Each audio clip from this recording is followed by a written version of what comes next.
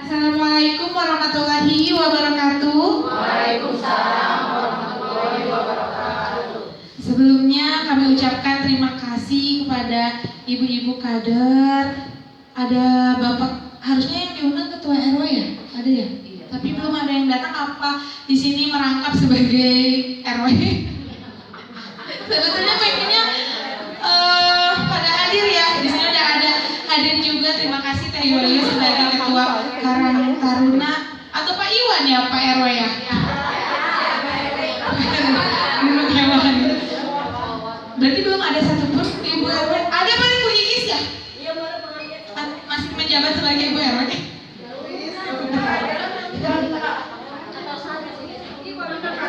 Atau memang belum sampai Bu suratnya? Pada kerja? Oh ini ya? Ya udah nggak apa-apa kalau misalnya memang RW-nya tidak bisa hadir, nanti paling disampaikan oleh ibu kadernya kepada RW-nya ya. Kemudian ada, tadi saya lihat ada dari LPM ya, ada Pak Dudin. Pak Dudin. Terus ada lagi yang belum disebut Bu.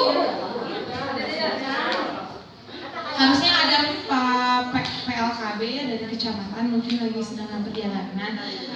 Kami ucapkan juga terima kasih kepada Bapak Kesi Kesos, Kelurahan Babakan, Bapak Agus atas kehadirannya dalam acara kegiatan ini. Pertama-tama, marilah kita panjatkan puji syukur atas kehadiran Allah Subhanahu wa Ta'ala, karena atas kehadirannya kita hari ini berkumpul dalam keadaan sehat walafiat dalam acara publikasi data stunting Kelurahan Babakan. Tak lupa salawat serta salam semoga tercurahkan kepada junjungan kita Nabi besar Nabi Muhammad Sallallahu Alaihi Wasallam. Oke, Ibu perkenalkan nama saya. Nama saya Alia. Alhamdulillah, mudah-mudahan Ibu nggak bosan-bosan sama saya berdiri di sini ya Bu ya. Meskipun memang jarang sekali saya ke Posyandu, udah lama gitu nggak ke Posyandu wilayah Babakan. Nah sekarang kita bertemu lagi, silaturahmi lagi.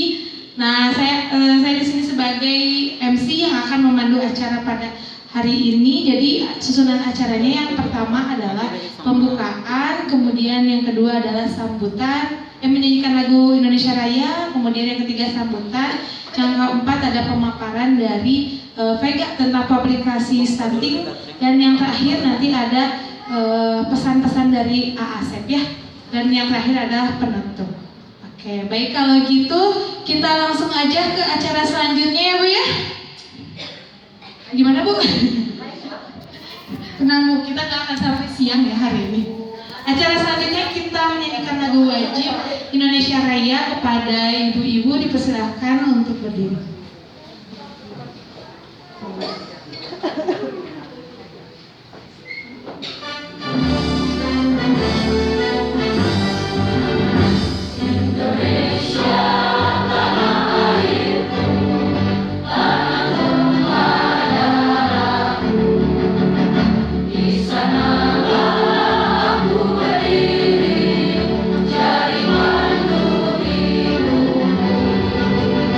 Indonesia, kebangsaanku,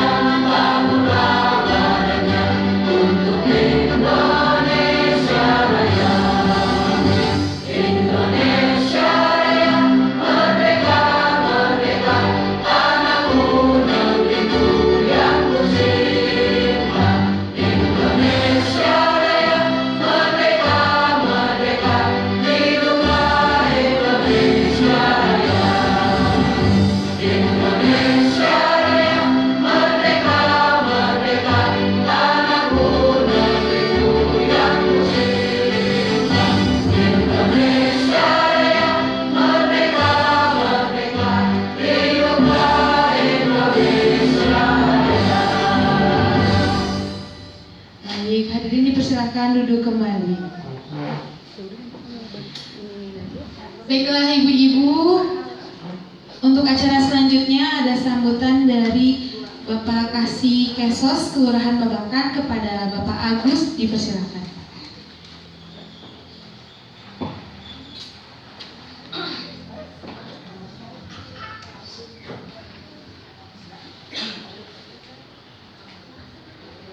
Assalamualaikum warahmatullahi wabarakatuh. Waalaikumsalam warahmatullahi wabarakatuh. Selamat pagi, salam sejahtera untuk kita semua. Saya memberikan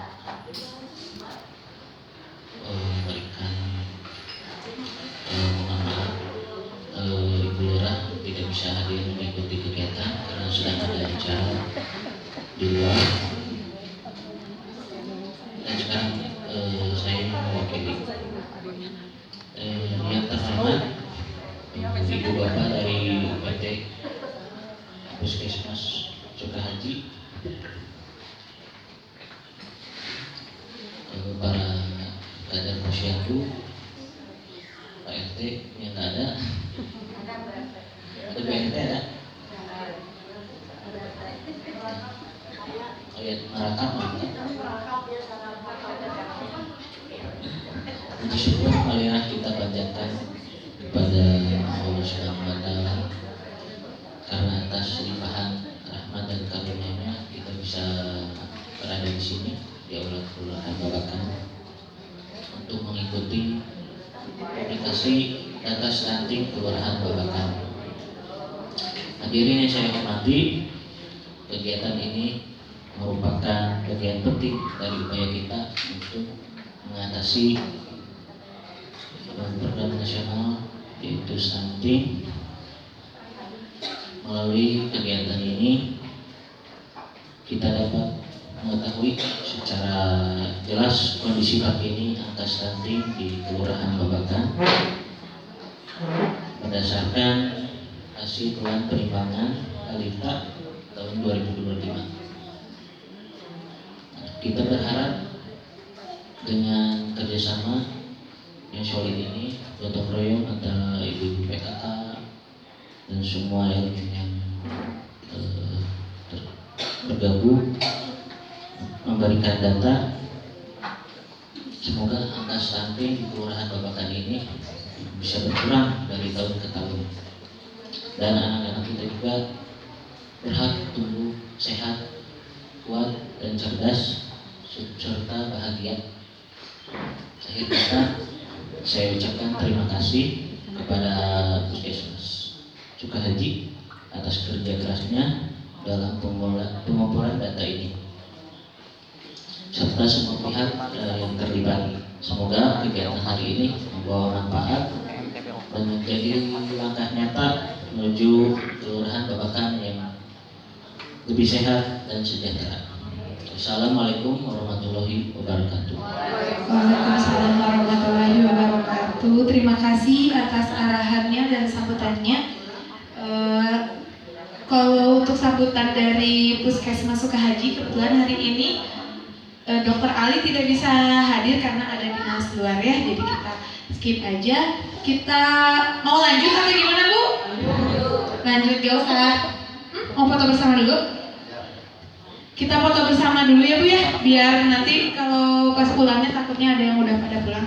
Jadi mumpung sekarang lengkap, kita foto bersama dulu ya. Ke depan aja Bu, ke depan. Di depan. Kosong tuh di depannya. Sebelah sini Bu, ke depan dulu, ke depan Bu.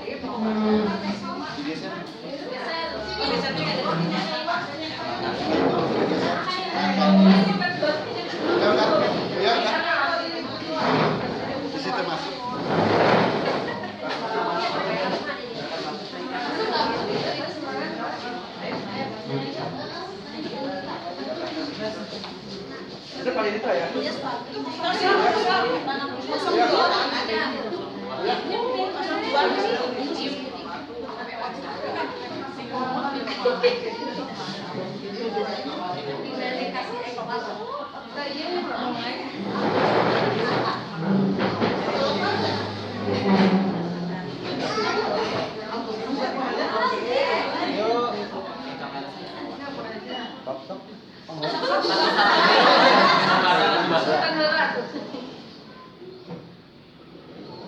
1, 2, 3.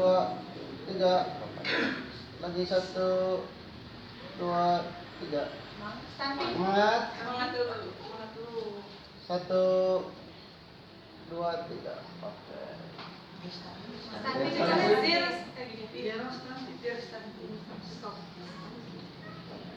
Satu, dua. Sip.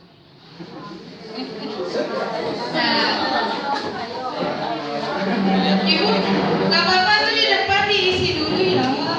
Biar apa? Fotonya biar bagus. Ayo Ma di depan. Mau ya sama Karayur.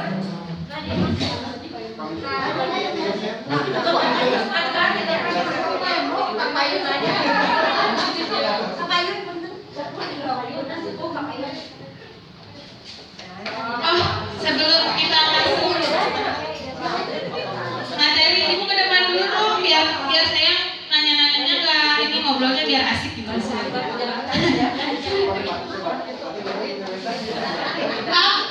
Di sini ada dapur dahsyat. Berhubungan dengan stunting, mau ini dong, mau nanya kesan. Jadi ini dari anggota dapur dahsyat, Mak.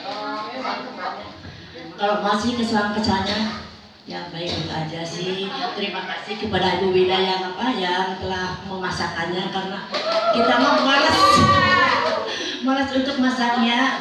Dan terima kasih kepada Om Jana yang telah mengantar ke RW. Dan terima kasih ke ibu-ibu kader yang ada di RW yang suka ngasih ke balitanya. Terima kasih sekali atas bantuannya semuanya, dan semoga stuntingnya menurun bukannya menaik ya. Itu cukup sekian. Terima kasih, Mak. Ada yang mau ini nggak mau berkomentar, misalnya ada yang sudah asalnya turun terus naik, maksudnya udah ada progres belum? Ada banyak Bu. Alhamdulillah, berarti ada kemajuan ya dalam pemberian PMT ini. Alhamdulillah berarti ya. Jadi tidak sia-sia ibu-ibu kader bekerja keras untuk menangani stunting. Selama dikasih PMT naik, anaknya udah nggak dikasih. Jadi nggak berarti kudu sepanjang umur hidupnya dia harus diberikan PMT. Nah sekarang terakhir ya Gaya? Habis tapi tinggal bumil. Mudah-mudahan tahun depan ada lagi ya Bu ya. Yang penting ibu kadernya mau jadi anggota dapur dahsyat, mau melaksanakan si kegiatan untuk salah satunya untuk menangani kasus stunting ya. Gimana TVG udah sih? Oke, kalau gitu kita langsung aja panggil kepada ahli gizi yang sangat dicintai oleh ibu kader. Kepada TVG dipersilahkan.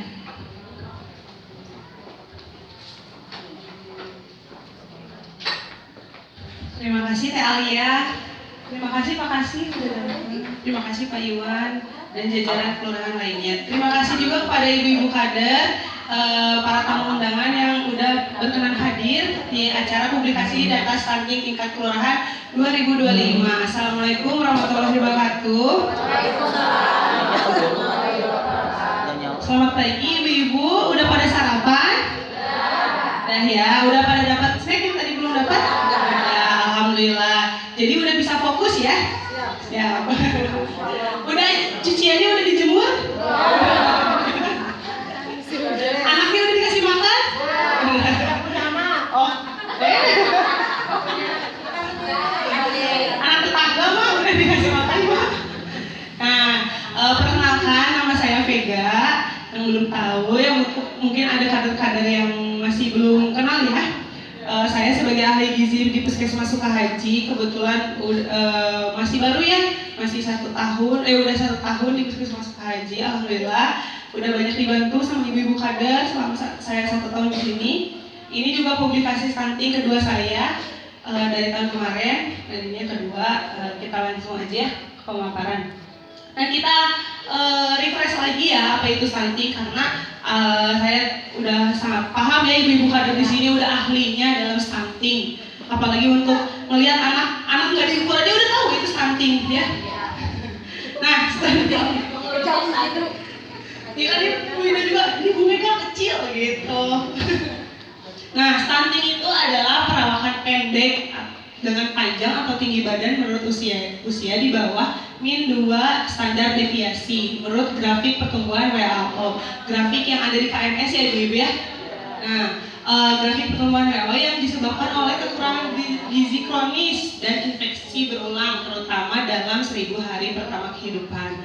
Nah, 1000 hari pertama kehidupan itu dari mulai mana aja nih Ibu? Dari kandungan, benar, pintar nih. Nah, stunting itu kondisinya itu anak yang kerdil ya, bisa disebut kecil, pendek, tapi jangan salah juga ya, yang pendek juga belum tentu stunting. Betul. Iya, betul. Kalau ibunya marah berarti ibu kadernya omongannya harus dilembuti lagi gitu.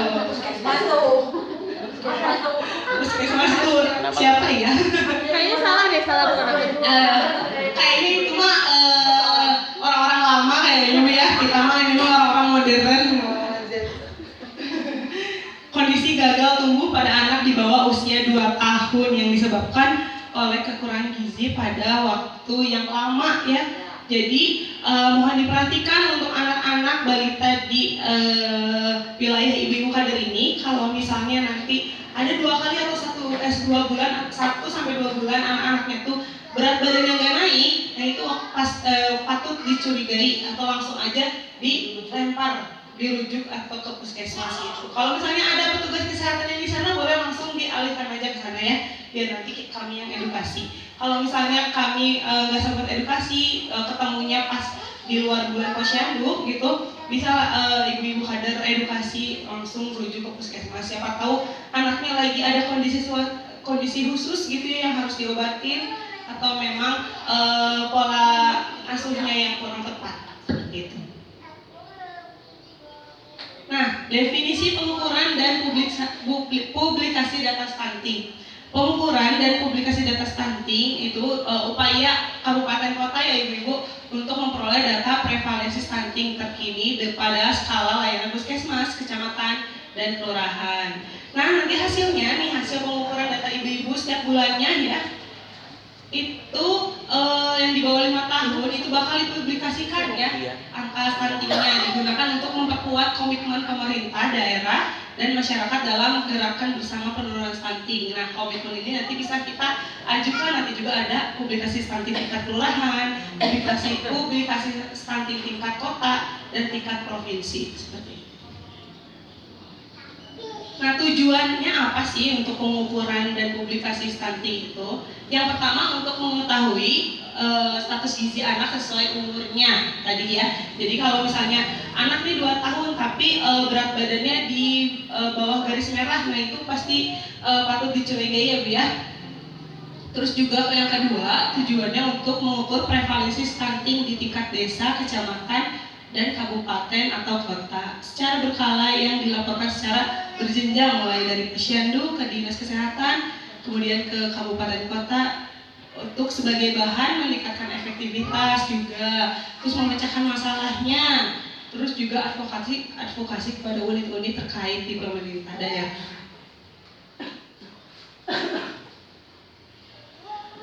Nah, di sini ada bulan penimbangan balita ya, ada BPB itu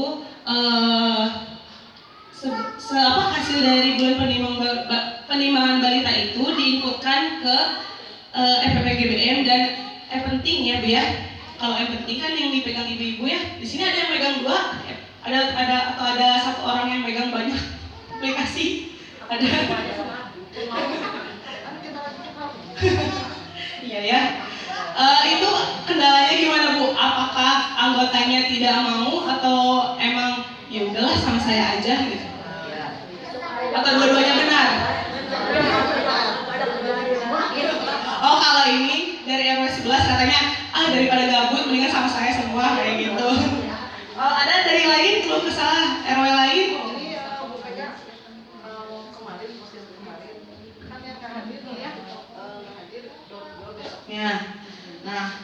ketika kita masukin e-penting sorenya itu udah nggak bisa gimana ya. Jadi yang kemarin MSIP nggak semuanya masuk e-penting yang door to door yang nggak ada transmisinya. Nah, aplikasi e-penting itu untuk tahun sekarang banyak banget kendalanya ya. Banyak banget apa namanya pembaharuannya gitu. Bukan hanya di e-penting aja, di EPPGM pun begitu. Saya juga pernah 1 bulan itu nggak nginput apa-apa itu nggak seneng loh Bu, deg-degan ketar-ketir. Terus solusinya ya saya itu aja sih, maksudnya cek secara berkala seperti itu. Kalau misalnya e-penting itu dipegangnya sama itu ya di daerah ya, ke daerah. Tapi ada itunya nggak, misalnya kalau dari kecamatan yang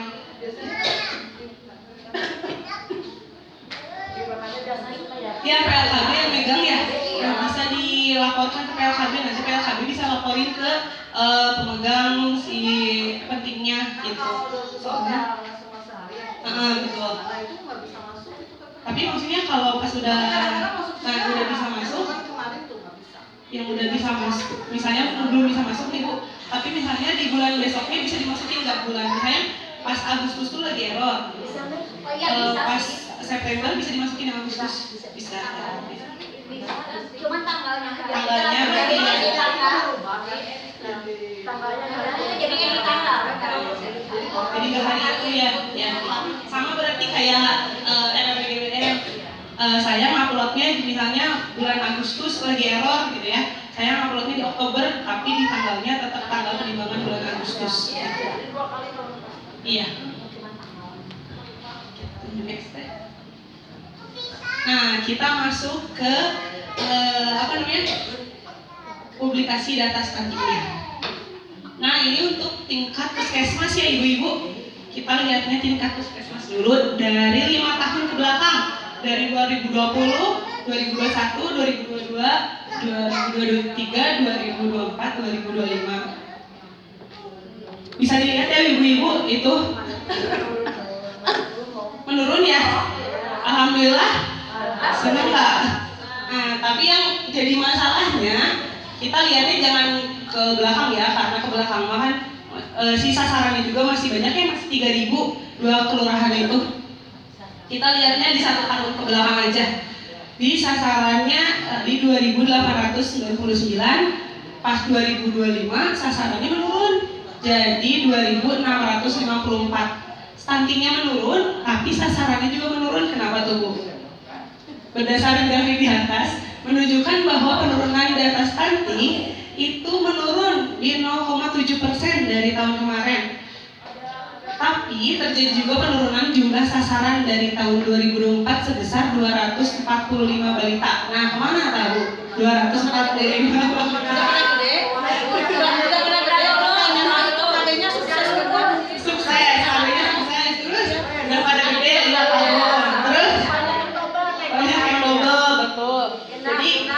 Yang saya lihat itu dari tahun 2024 itu banyak banget balita-balita yang double ya. Kadang ibunya ngedaftarin itu nama panggilan, misalnya siapa itu si A, padahal namanya ABCD gitu ya.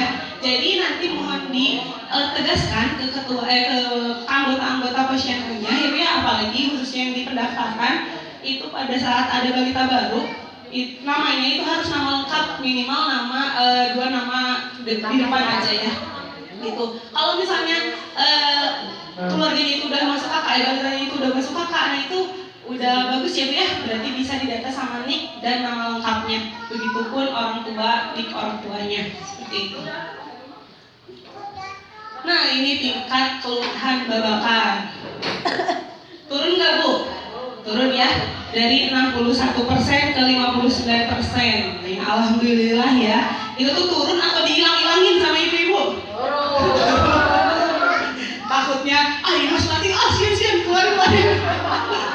Jangan ya Bu ya. Nanti ada kasus. Iya, nanti ada kasus. Tiba-tiba ada temuan dari daerah mengunjungi kelurahan Babakan, misalnya di Cipcuk RW ini, RW A, tiba-tiba ada stunting tapi nggak masuk data EPBGB, nggak masuk data penting, nggak dikasih RT atau nggak dikasih bantuan lainnya dari kelurahan, nah itu yang salah.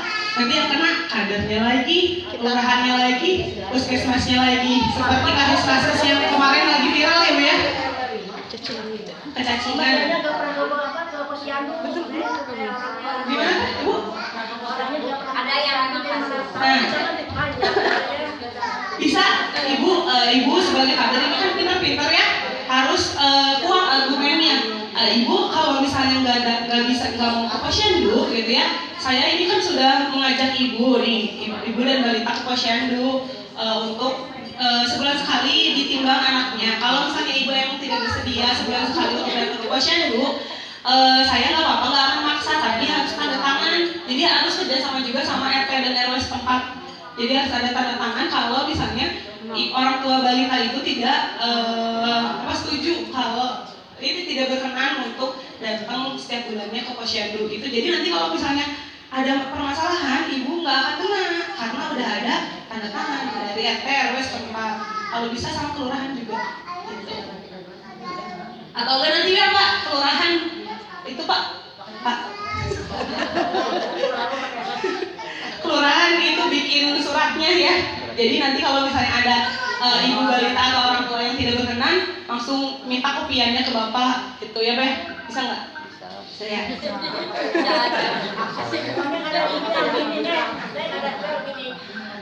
Kakaknya sebenarnya di apa?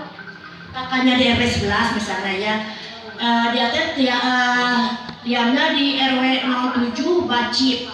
Ada masalah waktu itu tuh, ada masalah dikirim kan nggak tahu ya. Aku mah bukan di sini, posyandunya bukan di Bacip, kan ke emak yang itunya yang punya kakaknya di RW 11.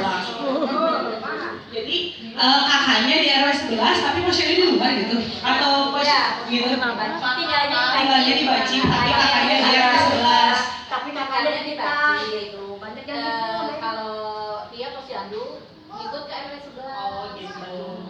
Tapi nggak saya masukin, hanya ngikut pulang aja. Biasa dilayani, cuman nggak masuk ke penting. Nah, bisa itu ditanya apakah ibu mau setiap bulannya di sini atau emang ibu udah daftar juga di Bacip? Takutnya nanti datanya double ya. Ya, alasannya dia kan kalau ke Bacip di jauh lebih dekat di RW 11. Tapi rumahnya di Bacip. Itu mah kalau misalnya saran saya mah nggak apa-apa, masukin aja ke posyandu ibu. Tapi harus ada koordinasi sama orang tuanya apakah di Bacip juga pernah masuk atau enggak. Kalau enggak berarti ya udah masukin aja di data posyandu ibu. Kalau misalnya oh iya Bu saya pernah 2 bulan kemarin daftar ke posyandu yang di Bacip. Kalau misalnya kayak gitu bisa ibu ngomong, Bu ibu maunya di mana, di sini atau di Bacip, soalnya nanti datanya double ke daerah sama ke puskesmas seperti itu. Kalau misalnya ibunya setuju di Bacip di RW 11 Babakan, saya mau udahlah di 11 Babakan aja karena dekat rumahnya gitu daripada di posyandu yang Bacip. Ya udah Bu, berarti koordinasi sama kader yang di Bacip untuk hapus data balita ibu, nanti saya masukkan ke sini gitu. Gitu aja ya. Sepakat? Sepaket? Nah, ini kita lihat ya dari tahun 2024 sampai tahun 2025 penurunan angka stuntingnya dari 96 balita turun ke 86 balita. Berarti itu terhitung 0,2% ya yang turun, antara turun dan udah lulus, tapi masih stunting gitu ya. Itu antara sebagai alhamdulillah atau masih ya kalau saya juga alhamdulillah gitu. Jadi untuk anak-anak yang masih berstatus stunting atau gizi kurang tapi udah lulus itu sebenarnya alhamdulillah untuk data kita ya Bu ya. Tapi untuk beban untuk wilayah gitu. Nah, dari tahun 2024 juga Dinas Kesehatan itu mempertanyakan balita-balita yang hilang Ibu. Jadi nih kayak gini, ada 127 balita dari 2024 yang tidak ada. Nah, kalau misalnya waktu itu saya saya teruskan ke dinas, itu ada data-data yang double. Terus juga banyak balita-balita yang pindah, tuh, yang wilayahnya udah nggak di Babakan lagi. Itu contohnya untuk apa? Penduduk yang ngontrak ya, Bu ya. Anak yang musiman. Nah, untuk penduduk-penduduk seperti itu, mensiasatinya gimana tuh, Bu? 6 bulan dia masih di situ kita masukin. Katanya kalau 6 bulan masih di situ kita masukin, kalau enggak jangan. Nah, tapi kalau kita satu suara aja ya, kita satu suarakan. Nah, kalau dari saya mending balita-balita yang baru, misalnya baru 1 bulan nih, dan si ibu balita itu baru 1 bulan kontrak di situ, dan misalnya baru lahiran atau enggak anaknya udah 2 tahun, langsung masukin aja ke data gitu. Nanti kalau misalnya balita tersebut udah 3 bulan, 3-5 bulan gak hadir di posyandu dan tidak ada di tempat, bisa dikeluarin. Tapi konfirmasi dulu ke puskesmas, jadi nanti data yang penting dan data EPBGM sinkron seperti itu ya. Setuju? Jadi untuk nanti ada balita datang nih, nanti kan sekarang baru mulai ya, bulan posyandu bulan November.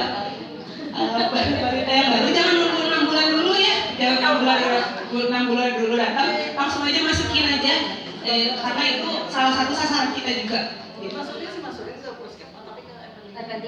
itu maksudnya. Oh. Itu kan sudah dimasukin kan yang baru. Ada kan. Iya. Cuman kayak kalian dimasukin soalnya nanti tuh begitu dimasukin kan udah ada kalau yang musiman Nah, gak apa-apa nanti kalau misalnya yang pentingnya mau dihapus nanti sama saya dihapusnya gitu. Nanti ya konfirmasi. Soalnya kalau misalnya ada data nih, ibu-ibu kan setiap bulannya kirimin filenya Excel ke saya, ada tandanya pindah atau hapus atau double. Nah, nanti juga saya sinkronisasi sama penting. Nanti kalau misalnya EPPGBM saya hapus, ya penting juga saya hapus. Kalau misalnya nanti penting nggak ada, misalnya saya udah cari by name, terus saya cari by nama, by name, saya juga cari by tanggal lahirnya, tetap nggak ada, berarti saya mikirnya berarti udah dihapus sama pihak kelurahan atau PLKB-nya gitu. Gitu. Jadi nanti kalau misalnya ada balita baru langsung masukin aja ke penting dan EPPGBM biar sinkron ya. Nanti kalau udah 3-5 bulan nggak hadir atau si balitanya pada saat dikonfirmasi emang udah posyandu, nanti langsung katakan di situ tandanya hapus atau pindah seperti itu. Nanti biar nanti saya pindah dan hapuskan biar sama gitu ya, data EPPGBM dan penting. Gitu. Nah ini data stunting tingkat kelurahan berdasarkan RW. Lihat nih. Ada RW 1 mana RW 1? Acuh. Nah, RW 1. RW 1 di data EPPGBM itu ada 170 balita ya. Itu 2 RW, 2 pos. Ini data ditarik bulan Agustus ya, Bu ya. Yang stuntingnya ada 2 sesuai dengan data EPPGBM ini pada saat saya sudah memvalidasi seperti itu. Ini saya validasi nih Bu ya. Karena kalau tidak divalidasi, tahu data stunting di kelurahan Babakan berapa? Ada 600 balita yang stunting Ibu. Wow. Wow nggak Bu? Makanya kalau 600 balita itu saya anggapin, nggak saya validasi, itu bakal jadi temuan di dinas di kota, sebelum itu juga temuan di kecamatan Ibu. Jadi makanya saya setiap bulan memvalidasi 600 balita stunting itu dan ditemukanlah 2 balita stunting gitu ya. Jadi saya harap kalau bisa data penting dan EPPGBM itu sama, saya pengennya tuh ya, karena setiap bulannya pasti ada rapat di kecamatan yang memaparkan data penting. Nah, data penting kita tuh anjlok terus gitu. Berbanding terbalik dengan puskesmas Caringin dan Cibolerang yang mereka juga sama-sama padat penduduk ya, sama-sama megang 2 kelurahan juga. RW 2 mana RW 2? RW 2 nih dari 50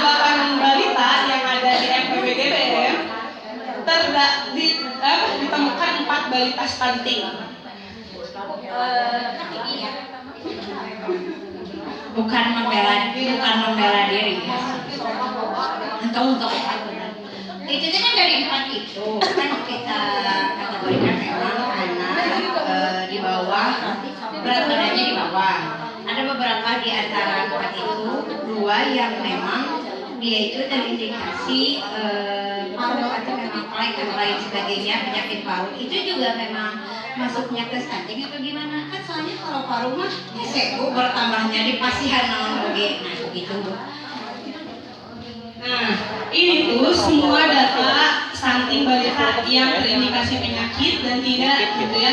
Tapi kan stunting itu dikategorikan stunting apabila anak-anak tuh tidak terindikasi penyakit apapun gitu.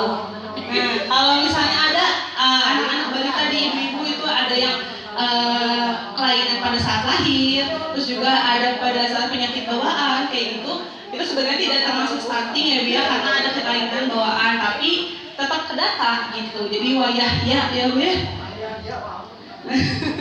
Wayah ya. Nah, gerak lulus. Gerak lulus tapi masih ada gitu. Nah itu makanya kenapa kita harus sering berkoordinasi kalau misalnya ada temuan balita stunting dengan indikasi penyakit bawaan, makanya sering kontrol setiap bulannya. Kalau misalnya sering kontrol, ya berarti pantau aja. Kalau misalnya belum pernah kontrol nih, Bu saya anaknya, jadi saya diamin aja, dah ini mah keturunan. Nah itu yang perlu diedukasi, gitu ya. Pinter-pinter ibu kan, jago ini mah, pada jago-jago ngomong ini mah, yakin. Nah RW 3, mana RW 3? Kenapa tutup mata?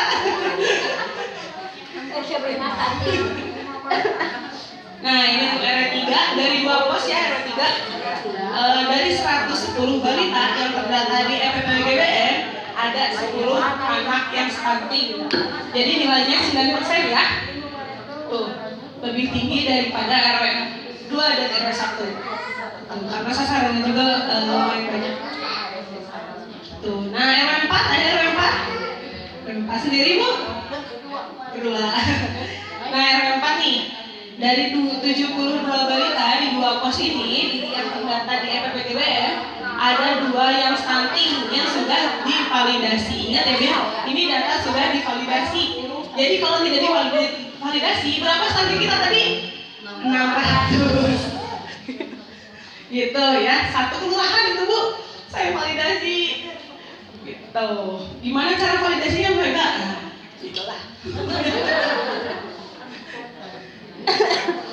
Nah, RW 5 mana Bu? RW 5 ada? Nah, RW 5 dari 2 pos itu terdata 109 balita di EPPGBM di 26 Agustus ya Bu ya. Stuntingnya itu 7 balita yang stunting. Ini stuntingnya ini mulai dari 0 sampai 59 bulan ya. Jadi bukan dari 6 bulan. Jadi dari 0 bulan sampai 59 bulan gitu. Tahu Bu yang stunting anaknya siapa aja? Cuma 2 orang yang tahu. Oke, nanti kita paparin lah ya kalau misalnya ibu mau pengen tahu siapa aja boleh japri aja ke nomor di bawah ini ya. RW 6 ada? Ada. RW 6 dari 2 pos itu terdata 70 balita ya di EPPGBM dan yang stuntingnya itu 9 orang. Lumayan tinggi ya dari RW yang lain, soalnya dilihat dari jumlah sasaran balitanya seperti itu. Kenapa RW 6 paling tinggi gitu? Karena sasarannya hanya 70 balita. Kayaknya itu kan biasanya 2 pos itu 100. iya ya, atau aku lupa nambahin. Kayaknya aku lupa nambahin ya, maaf aku manusia. Tidak lupa dari kesalahan. Ya untuk RW 6 kita anulir ya Bu ya, karena aku lupa nambahin 1 pos lagi kayak gitu. Oh kayaknya itu jadi jam 1 malam kan. Nah ini RW 7 ada RW 7? Ada ibu sendiri? 1 pos lagi ada? Oh absen ya Bu ya? Bisa nanti disampaikan aja ke pos 1 lagi. Dari 2 pos ini terdata 146 balita dan 7 orang yang stunting seperti itu. Udah tahu Bu siapa aja yang stunting di RW 7? Tahu ya, pasti setiap bulannya kan pasti nimbang ya Bu ya, pasti udah hafal anak-anaknya. Merem pun pasti tahu gitu. RW 8 ada RW 8? Nah ini RW 8 dari 2 pos itu terdata 10 orang Bu yang balita stunting. Udah tahu? Sebagian tahu. Ini sebagian tahu, sebagian enggak ya.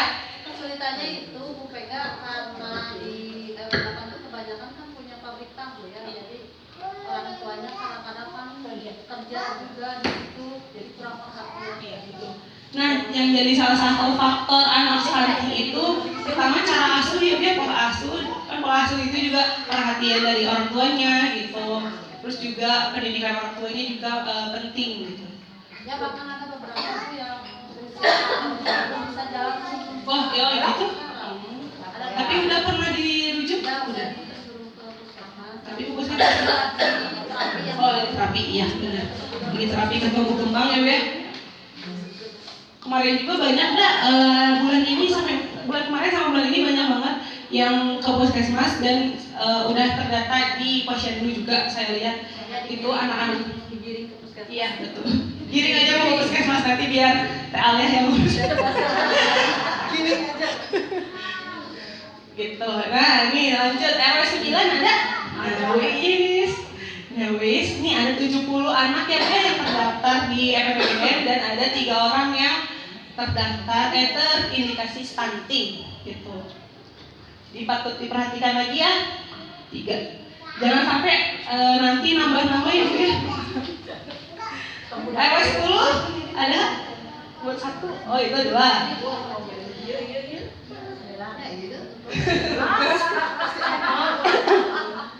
Dari 173 balita di 2 pos ada 9 orang yang stunting ya Bu ya. Ada juga yang itu ya Bu ya, kelainan juga ya Bu ya. Kelainan 2 orang. Nah, TB 1 baru itu kan TB nya. Oh udah lama. RW 11 ada.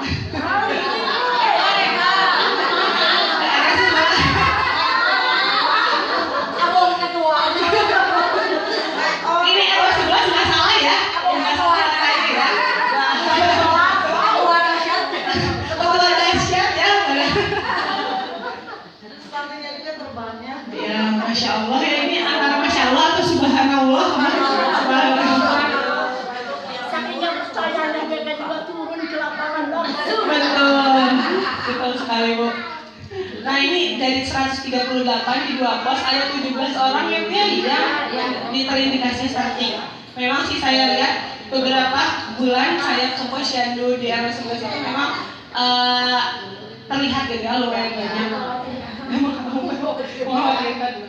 Walaupun kader-kadernya sudah berupaya semaksimal mungkin ya, saya yakin ibu-ibu kader di sini sudah berupaya semaksimal mungkin.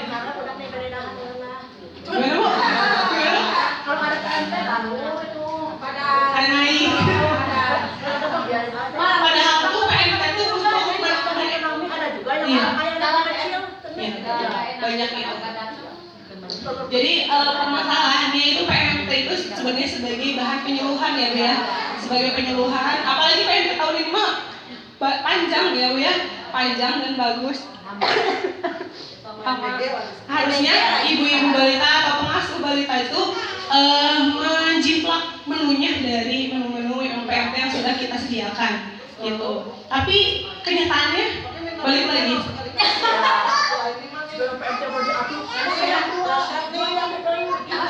Yang mau turunkan silakan di link sini. Yang mau komplain silahkan. Udah ada yang minta resep aku jadi Oh gitu tuh. Berarti nanti serbu ya pulang dari publikasi santri serbu nomornya Bu Ida ada di grup Dalewa. Walaupun sering jarang muncul ada Bu namanya. Nanti Bu minta resepnya gitu untuk PMT PMT bulanan. Uang lo pasti yakin ada tuh Bu. Murahan. Terima kasih. Ayah makasih Mak.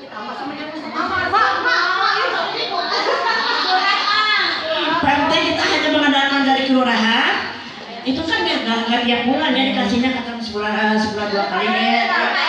12 RW kadang-kadang bayarnya hanya 100.000, mana mungkin cukup ya. Enggak, aku pas 2.000 Pak. Nah, makanya kenapa di undangan itu harus ketua RW itu datang gitu. Nah ini itu apa sih? Ini masalahnya karena luapan emosi ibu-ibu itu harus tersampaikan ke RW. Tapi buktinya RW tidak ada.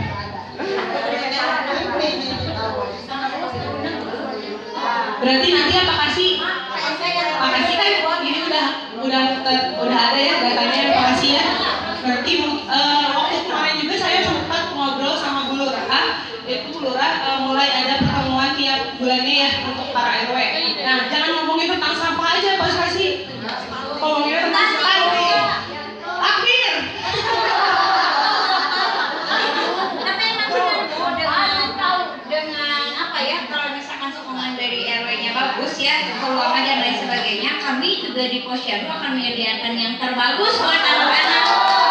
Ya kan ya, ada uang ya berarti kualitasnya ada. Kalau nggak ada uang ya apa yang mau kita kasih, kadang boborot, celecak mau nya banyak.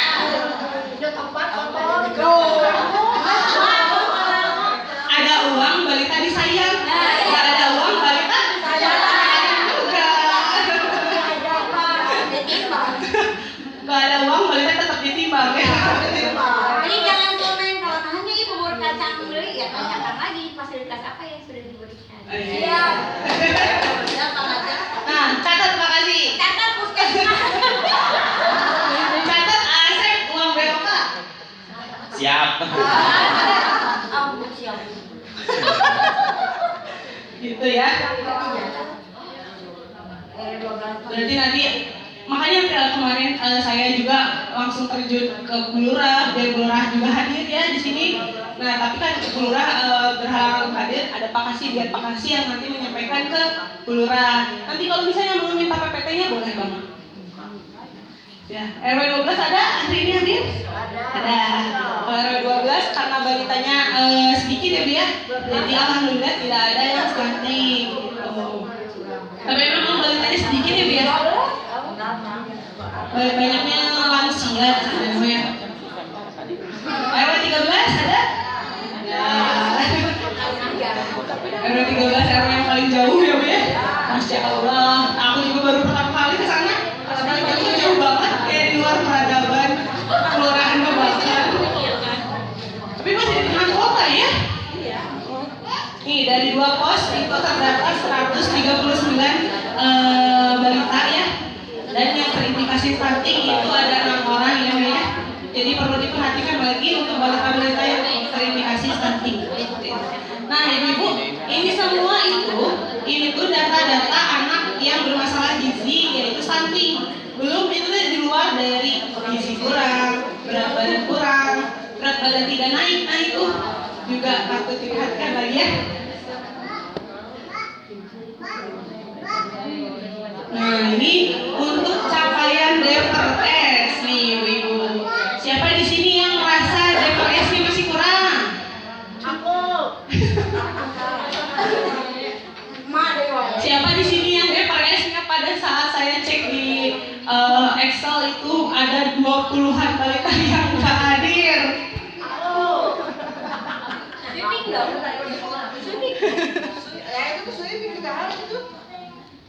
Nah ini dari tahun 2020 sampai 2025 ya Bu ya. Ada penurunan jumlah sasaran balita setiap tahunnya. Nah itu patut diperhatikan ya Bu ya. Jangan sampai balita-balita yang bermasalah itu ibu-ibu keluarin, jangan ya, tanpa persetujuan orang tuanya. Yang ibu bisa tidak masukkan ke data itu balita-balita yang emang orang tuanya tidak setuju, itu aja ya Bu ya. Nah ini tuh udah DPRS-nya tuh sebenarnya tidak segini ya Bu ya, di tahun 2025 ini sudah saya validasi lagi gitu ya Bu ya. Jadi kalau misalnya tidak divalidasi itu bakal kurang dari 50% gitu. Gak mungkin kan saya ngasih data ke kedinasan atau ke wilayahan dengan data yang real, nyata adanya. gitu ya Bu ya. Bunuh diri dong saya.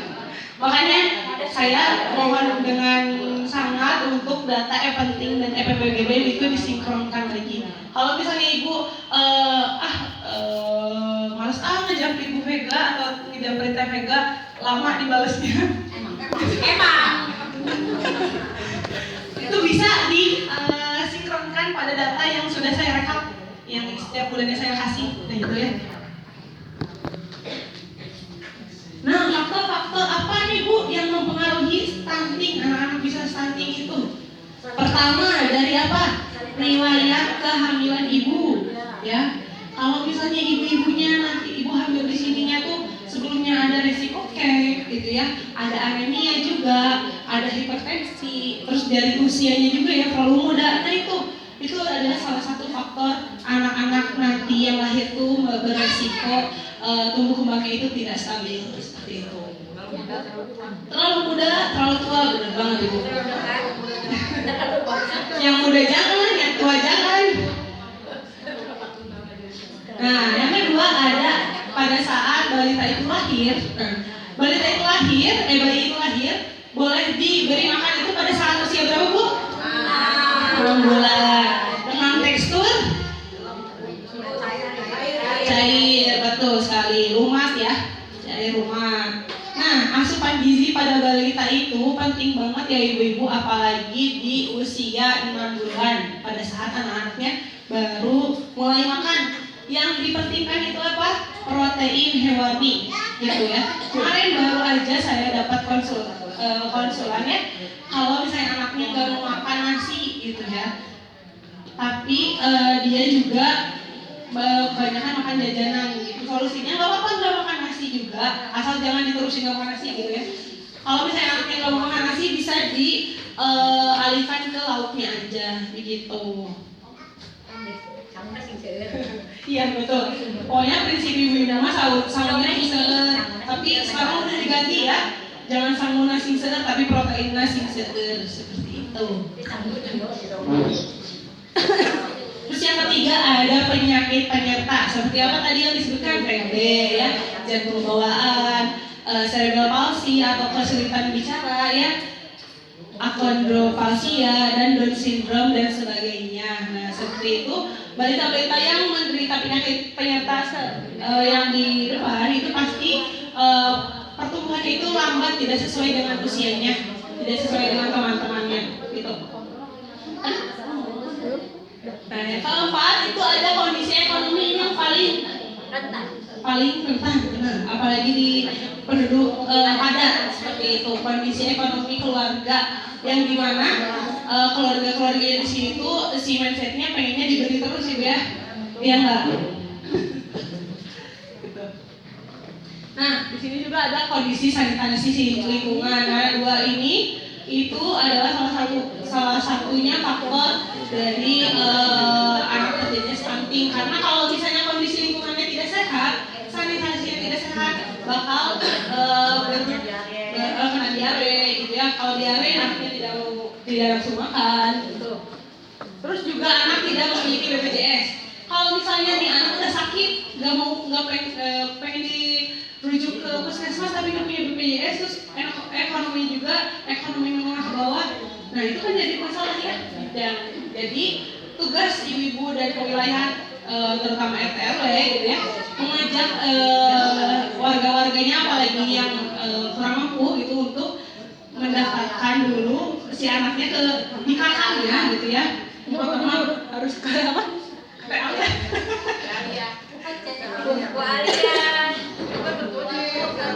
Si anaknya itu harus terdaftar dulu, kakak dulu masuk kakak ya.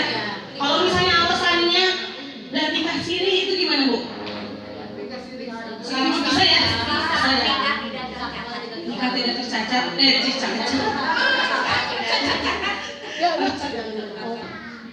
Ada Bu yang UHT, kan dia dikasirin, tapi kata dianya nggak bisa nyatu sama suaminya. Padahal kalau UHT itu harus nyatu, berarti kan dikasirin harusnya bisa, tapi dianya nggak bisa. Itu mah nggak mau.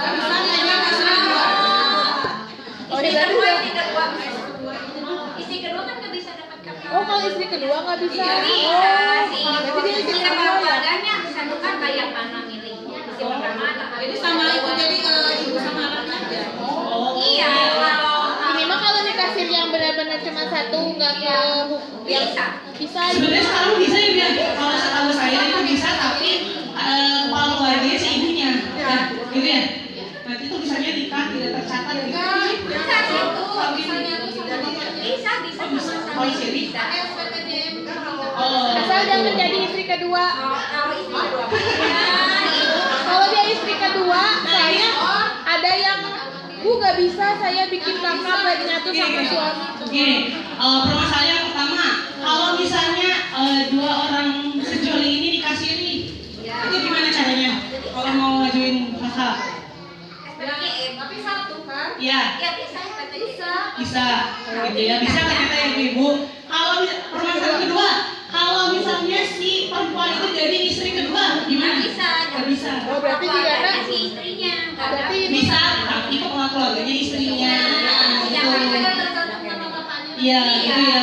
Jadi atas Saya nama itu pernah ibunya. ada si kepala keluarga itu istrinya. Semuanya atas nama ibunya nggak ada bapaknya. Iya.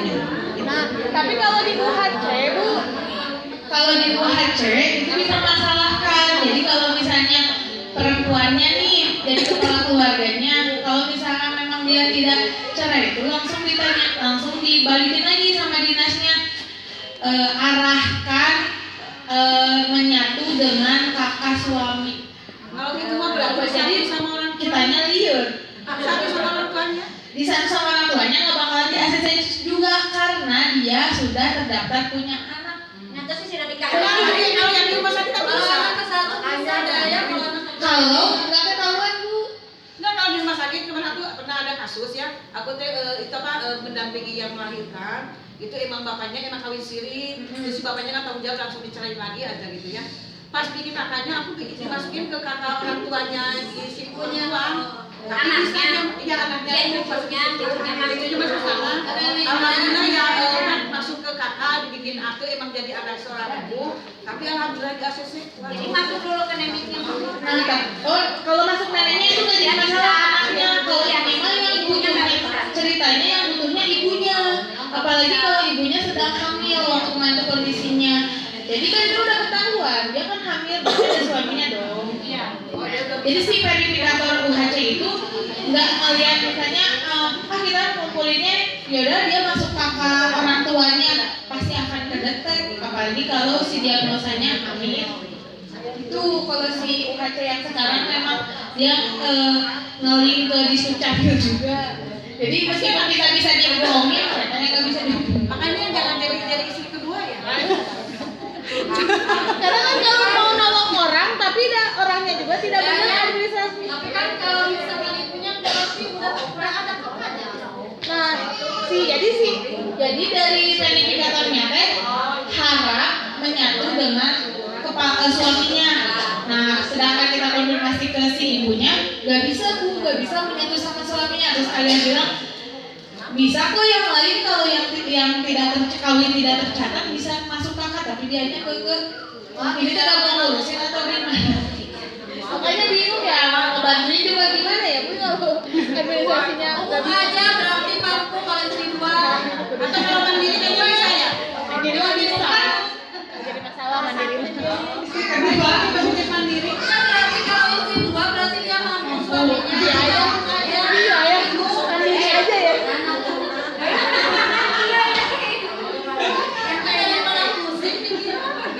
Tapi kan si warga mahnya nih sok pengen yang gratis. Kadang juga warga juga sampai lapornya ke dinas ya teh.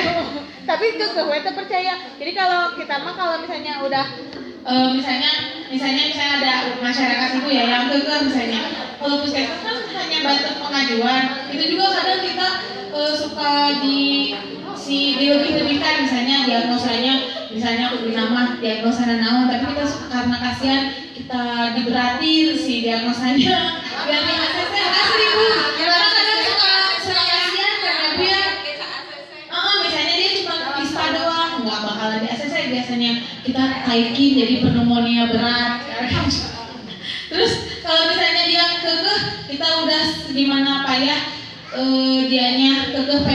BPJS-nya pemerintah, tapi kita udah ajuin beberapa kali, bahkan ada sampai 3 kali misalnya nggak di ACC, ya daripada capek ya aku kasihin aja ke dinas, maka ke bagian dinas kesehatan UHC, protesnya ke sana. Jadi bukan ya, Bu, ya. bukan kita yang ini ya Bu yang verifikasi. Ya kan aku juga pernah ngajuin yang itu yang kawin sedih itu kan. Ya udah ini nggak bisa kami gini, udahlah baca-baca mudah-mudahan ada rezekinya, tapi alhamdulillah pas di Bandung di Warga bisa dikasih itu karena Ya, kalau si ibunya punya BPJS, jadi ikut ke ibunya dulu katanya. Oh. Itu ya Bu ya. Jadi sebenarnya balita-balita yang tidak memiliki BPJS, apalagi yang terindikasi stunting itu sangat disayangkan ya. Karena kalau misalnya si balita itu udah terindikasi stunting, bisa kita langsung rujuk dengan fasilitas BPJS ini. Terus yang kedua terakhir itu imunisasi. Nah di sini ada ya masih banyak balita-balita yang tidak atau tidak mau diimunisasi. Alasannya dengan anaknya ada yang sakit, ternyata kalau di luar kalau ada anak yang ada penyakit penyerta dan tidak dibolehkan untuk vaksin sama dokternya itu tidak masalah ya. Tapi dengan kalau pengetahuan orang tuanya yang kayak takut itu haram kayak gitu itu patut diedukasi kembali seperti itu. Karena imunisasi di di puskesmas haji itu terendah ke berapa teh? Terendah ketiga gitu. Ya puskesmas yang terendah ketiga, pokoknya terendah lah sampai dokter Ali itu dipanggil sama dinas. Berarti itu udah terendah ya.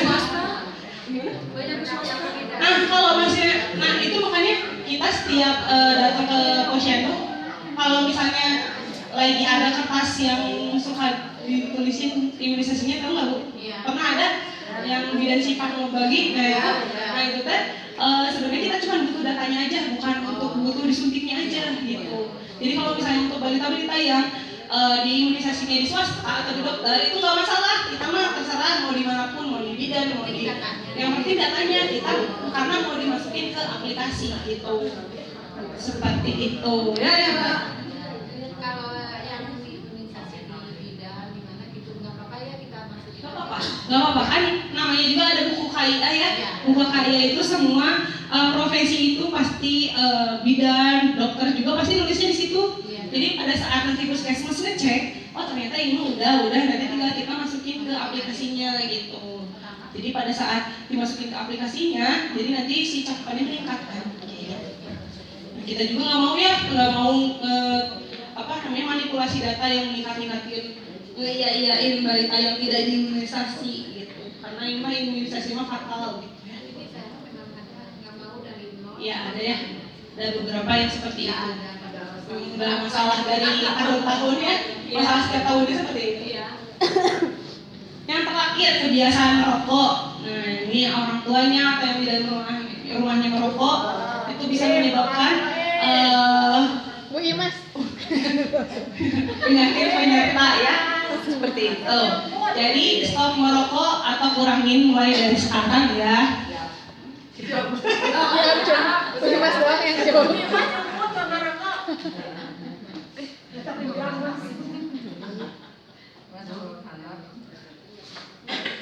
Nah ini Bu, kesimpulan dari faktor determinan stunting itu yang tertinggi itu di merokok ya, 98,7% balita stunting dan keluarganya ada yang merokok di wilayah kita seperti itu.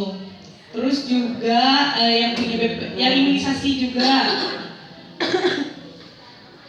yang punya BPJS juga itu lumayan tertinggi, dan yang punya jaminan sehat itu masalah ya setiap tahunnya ya, yang belum terpecahkan.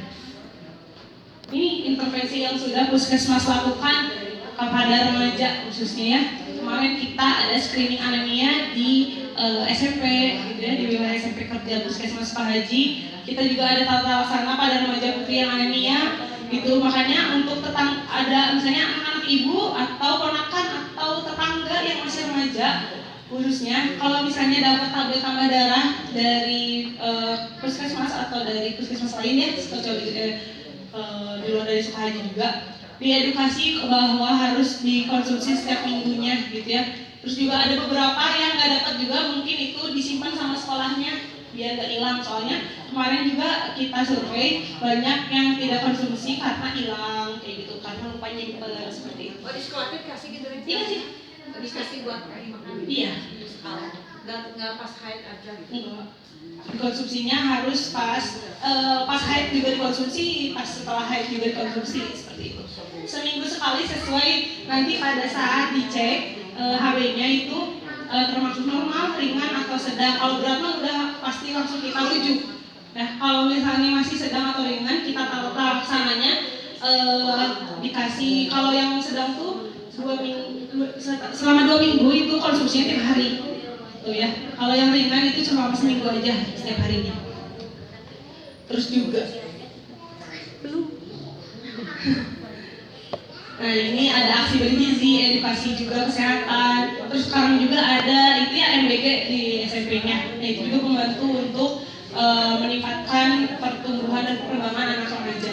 Terus juga ada pemberian imunisasi HPV pada remaja putri di kelas 9. Jadi kalau misalnya ada kerabat atau tetangga yang emang ada kelas 9 SMP itu orang tuanya nggak memperbolehkan anaknya untuk vaksin HPV, itu sayang sekali ya, karena vaksin HPV itu mahal banget. Mana di SD apa? Iya di SD juga HPV kelas 5, terus nanti dilanjut lagi di kelas 9 gitu. Jadi berkala ya teh. Vaksin HPV-nya itu untuk mencegah kanker leher rahim. Kalau SMA ya sih teh. SMA enggak, jadi SD, SMP. Kalau misalnya nanti mau dilanjutkan pada usia dewasa, 3 kali pemberian di usia dewasa. Ibu-ibu juga kalau misalnya mau HPV mau tapi boleh tapi bayar.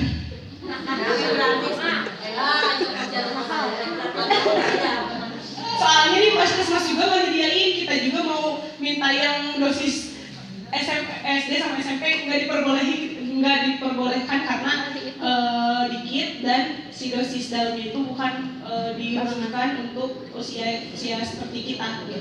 Kita gitu.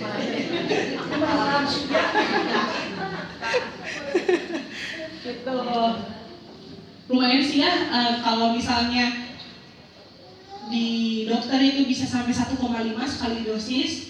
Kalau di dinas waktu itu pernah nanya 500-an sekali dosis. Belum jasa nyuntiknya, belum administrasi gitu lah. Makanya kalau misalnya ada orang tua di sini yang anaknya kelas 5 SD atau kelas 9 SD ada program imunisasi HPV dari puskesmas, itu langsung diiyakan aja gitu ya. Udah ya. Terus juga ada screening merokok untuk laki-lakinya. Nah ini intervensi yang sudah dilakukan pada balita dan balita. Yang pertama itu bulan BPB ya, pemantauan pertumbuhan dan perkembangan setiap bulannya. Terus juga pemberian taburia. Nah ibu-ibu, saya tuh kan baru ya, jadi baru megang taburia tuh sekarang gitu. Ternyata taburia tuh harus didata siapa aja yang dapat. Nah selama ini kan saya kasih aja ya. Ternyata harus didata. Saya juga baru tahu itu ya. Jadi kalau misalnya nanti bulan sekarang atau bulan depan anak yang dapat taburia mulai didata aja ya. Siap pekerjaannya. Nanti enggak, tinggal itu aja sekalian di Excel yang saya setiap bulannya kasih di paling ujungnya kasih taburia, terus MBG ya gitu. Jadi sekarang ada tambahan MBG dan taburia. Jadi nanti pada saat anggota posyandunya ngasih taburia harus dilihat siapa itu ya, jangan sampai kelewat. Mantap, terima kasih. Terus juga ada pemberian PMT ya di akhir tahun, terus juga pemberian obat cacing dan vitamin A. Ada nggak di sini yang belum dikasih? Udah ya. Nah untuk Februari nanti karena banyak balita-balita yang suka pada datang ya pada saat pemberian vitamin A dan obat cacing. Makanya saya suka sekarang mah bukan ngambil datanya nggak dari EPBGBN. Jadi saya minta datanya jangan ke ibu-ibu. Jadi ibu-ibu yang tahu data realnya berapa gitu ya. Tapi jangan mendadak kayak kemarin. Jadi banyak yang kebagian. Jadi kalau misalnya ibu-ibu udah ngasih, misalnya di EPPGBM atau di FMT datanya itu balitanya ada 10, tapi realnya balita yang tidak terdata itu ada 15. Tuliskan aja 15 gitu ya. Nanti saya juga dari 15 itu saya kasih dikali 10% tambahannya. Gitu. Terus juga ASI eksklusif, konseling ASI eksklusif dan PMBA. Terus juga ada kelas balita, screening TB anak waktu itu ya, screening TB pada saat yang mau dikasih PMT. Terus juga kunjungan rumah, balita bermasalah gizi, rujukan balita stunting dan gizi buruk, pemberian imunisasi dasar dan screening kanker pada anak. Nah ini data PMT balita di Kelurahan Babakan. Yang gizi kurang itu ada 15 balita yang dapat, yang berat badannya kurang ada 40 balita, dan yang berat badan tidak naik ada 48 balita. Dan alhamdulillah hari ini udah beres ya per tanggal 1 kemarin. Gimana ibu-ibu, capek gak? Cuma 4 bulan ngasih PMT terus. Capek kalau hujan mana kasihan ya. Aduh, atau harus ada itu payung dari puskesmas. Payung satu ekor. Tuh Asep ketawa. Mau katanya. Nanti kita kasih spanduk bekas aja ya. Atau enggak jas-jas poncong ya. Atau enggak hazmat, kita punya hazmat. Oh iya benar, hazmat APD aja, APD. APD mobil.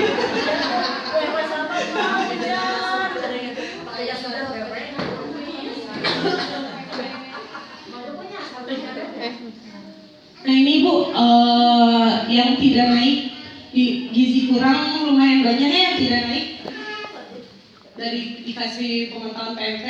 Nah ini juga yang berat badan kurang juga yang tidak naik banyak. Nah kalau yang berat badan tidak naik itu lumayan naik ya, karena yang berat badan tidak naik itu lebih gampang ditata laksanakannya, karena misalnya anak-anaknya cuma nggak naik 0,1 kilogram gitu ya, cuma tinggal dikasih makan selama sebulan, rata-rata itu balita pada naik kalau untuk berat badan tidak naik. Kalau untuk berat badan kurang dan berat badan gizi kurang itu lumayan susah tata laksananya, harus terus diulang-ulang serta diedukasi juga orang tuanya.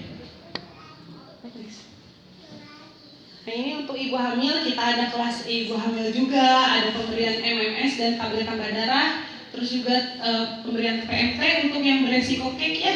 Lumayan susah ya nyari ibu balita yang kek ya, ibu hamil yang kek.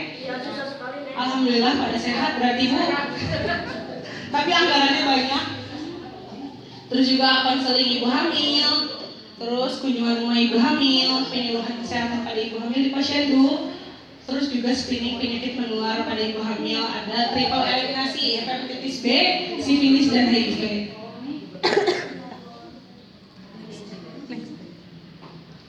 Nah ini untuk alhamdulillahnya selama ibu hamil yang diberi PMT itu naik terus ya.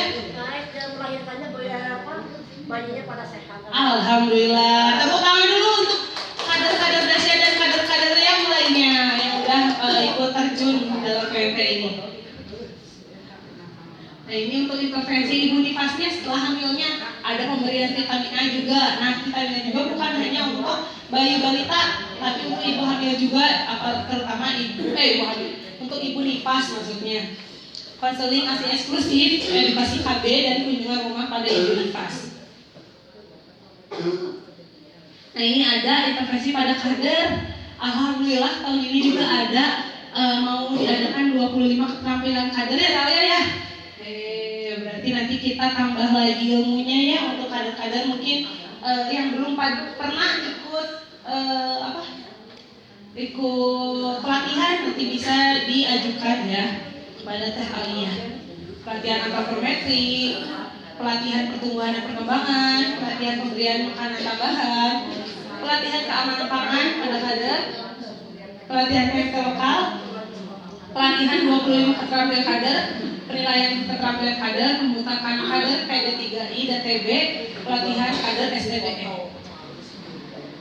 Nah ini untuk intervensi sanitasi lingkungan yang sudah kita lakukan, kita di tahun ini udah pemeriksaan air bersih dan air minum ya di masjid, di rumah, di sekolah, dan di depot-depot air minum. Terus juga pemeriksaan rumah sehat, pendataan jabar sehat, pembicuan STBM juga sudah pernah dilakukan. Kalau di kelurahan Babakan udah pernah belum Bu STBM? Atau pernah yang di RW 11 ya? Iya 11. Yang di RW 11 waktu itu pernah. Pernah sih di kelurahan tapi sekelurahan. Oh ya.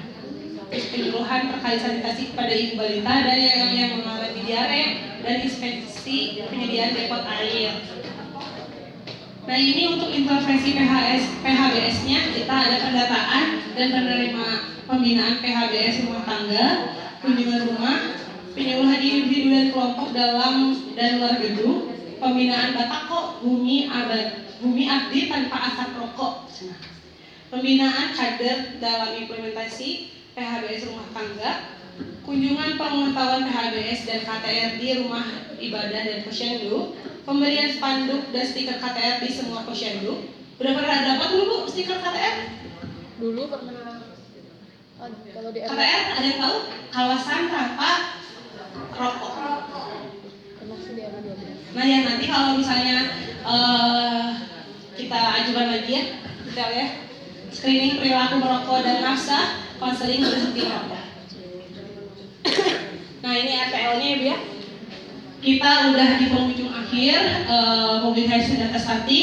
Ini untuk RTL atau rencana tindak lanjut. Yang pertama apa Ibu bisa dibaca? Ya, sinkronisasi sasaran balita EPBGM dan e-penting tahun 2025 bisa dilakukan bisa dilakukan sama ibu-ibu kader yang setimnya ya untuk disamakan sama data EPPGBM ya. Terus optimalisasi input data balita ke e-penting. Karena apa ibu-ibu? Karena cakupan DPRS kita di e-penting itu turun banget. Kita lihat ya.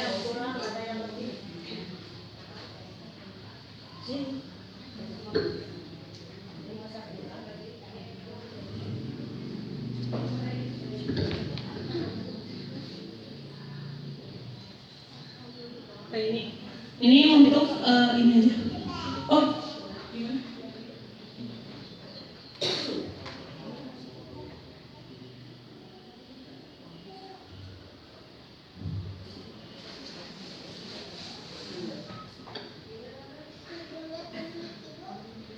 Nah ini Bu, sasaran di Agustus ya Bu ya, kita lihatnya di Agustus aja karena tadi katanya juga data Agustus. Untuk e-penting itu total balitanya, saya lupa ya duduknya Bu.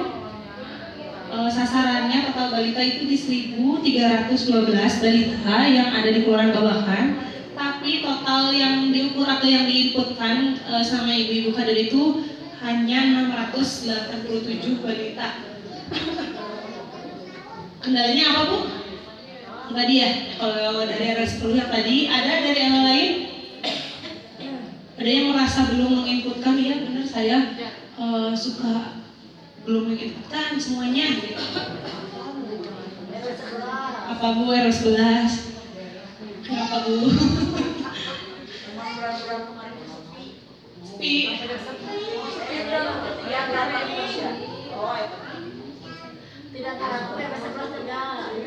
Enggak. Nah ini, jujur aja Bu, nggak apa-apa ini mah, biar kita cari solusinya ya. Kalau RW 11 artinya memang tidak upload, ya. Ada lagi Bu? Nah menurut ibu-ibu ini solusinya bagaimana biar si e-penting ini setiap bulannya terupload semua balita? Kalau saya mau pengennya terupload ya semuanya, tapi kita balikan lagi ke ibu-ibu kadernya, gimana Bu solusinya?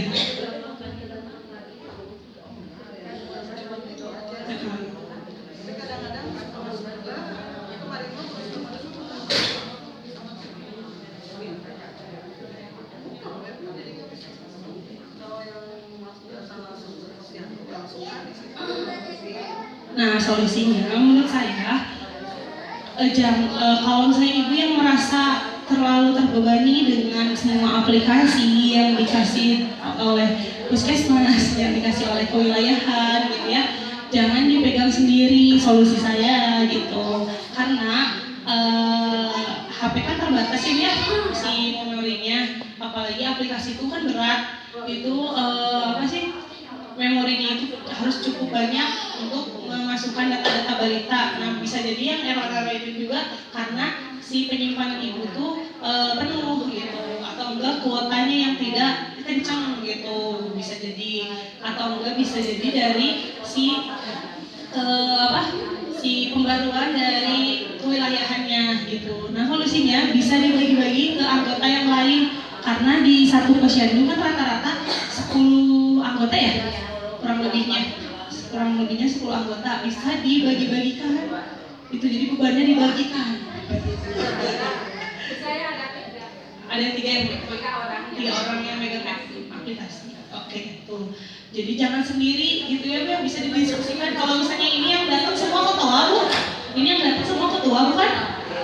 Ya, ada yang bukan ya. Bisa nanti disampaikan ke ketuanya pada saat biasanya ada sebelum posyandu itu ada itu nggak bu, ada kumpulan. Ada yang ada enggak ya? Bisa di grup juga. Ini saya bilang aja kewalahan gitu.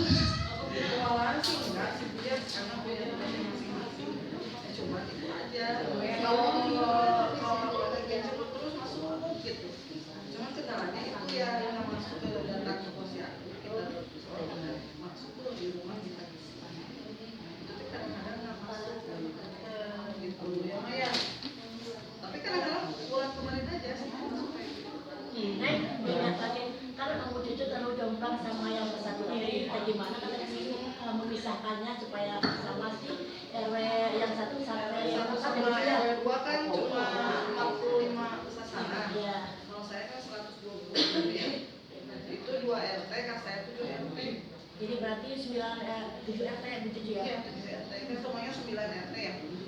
Kalau 2 RT-nya ke pos 2 kan sebenarnya kalau dari puskesmas itu dikembalikan lagi ya ke kewilayahan, bisa diusulkan ke kelurahan gitu ya, biar nanti kelurahan yang mengatur, karena kalau di RW 10 kasusnya kan di satu tempat ya, di satu tempat. Jadi sebenarnya kalau dibagi dua pun tidak masalah karena di satu tempat. Kalau misalnya di posyandu yang satu RW yang itu beda tempat, jaraknya jauh, itu bisa diatur dengan wilayah RW-nya gitu. Jadi maksudnya dibaginya dengan ke wilayah RW-nya, misalnya RW 1 sampai RW 3 lebih dekat ke pos A, ya udah berarti ke pos A. Itu mau nggak mau jumlahnya ya harus sesuai dengan RW-nya, RT-nya gitu ya. Kalau misalnya untuk kasus posyandu yang di satu tempat itu mangga bisa dibagi dua menurut saya, karena di satu tempat kan, mau nggak mau semua juga ke sana gitu, tidak ada di posyandu lain seperti itu. Kayak di kasusnya di RW 3 Sukahaji juga itu dibagi-bagi, dulunya yang terbanyak di pos 3 di pos C, sekarang dibagi-bagi jadi rata. Walaupun yang di RW 7 juga jaraknya jauh ke pos 1 lagi, tapi dari pihak kader-kader juga setuju. kadang-kadang kalau dipisah mah emang betul posyandu cuma satu sama dua, satu atau dua, emang nilainya di situ dipotong sama yang komplek kan, baru RW 3 ke sana. Nah, cuma selama ini sering dipilih. Selama saya di kayaknya selalu satu terus ya. Nah, mending dibagi dua aja, karena saya juga lihat agak jomplang ya, bukan setengahnya lagi, kok kayak seperempatnya. Makanya dia juga lebih cepat. Jadi bisa lebih cepat bos. iya. Daripada saya. Jadi bisa mungkin diajukan, diobrolin lagi di forum RW Bu gitu dengan anggota kader lain, karena masalahnya iya itu satu pos gitu di satu tempat gitu Bu ya. Bisa di tahun depan. Ih kalau konsep mah mau atau puskesmas mah sebenarnya ngikut gitu Ibu untuk sasaran mah gitu, yang penting sasarannya pada datang kayak gitu sih sebenarnya. Berarti kalau dipisah misalkan 2 RW 2 RT gitu pos 2 ya.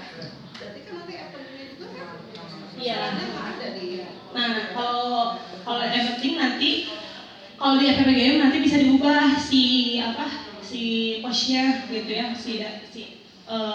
RW RT 1, 2 misalnya pindah ke pos B, nanti bisa diubah. Kalau di penting nanti masih saya kaji karena masih belum paham gitu sama Kan penting. sasarannya berarti tidak ada. Iya benar. Bisa diupload ulang juga gitu. Nah itu tuh biasanya di rumah sama Bu Desi ya. Ibu Desinya cuti ya Bu ya? Masih cuti.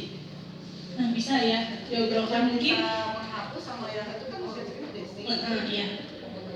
Nah di rumah Bu Enda juga bisa. Aku juga bisa sebenarnya, makanya aku mereka suka sinkronisasi kalau misalnya ada balita yang ditandain pindah, mereka nge-sinkronnya ke FPPGBM, terus lanjut ke e-penting. Kalau misalnya di e-penting pada saat dicari nih nama sama tanggal lahirnya udah nggak ada datanya, berarti Vega cari ke data sudah tidak aktif. Kalau misalnya ada di sana berarti ternyata udah dipindahin, di-filling Vega sama Bu Desi.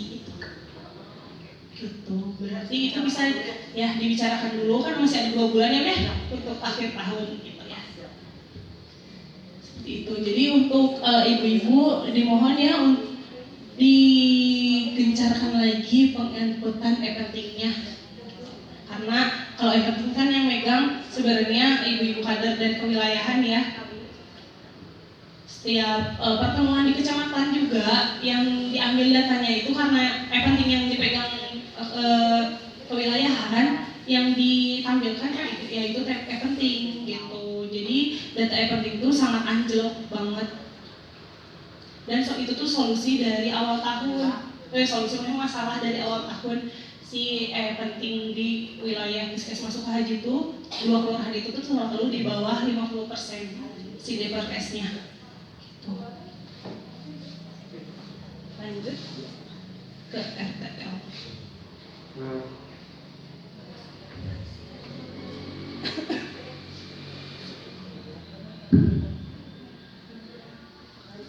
Yang keempat, balita baru langsung dimasukkan ke FPPGBM dan e-penting ya Bu ya.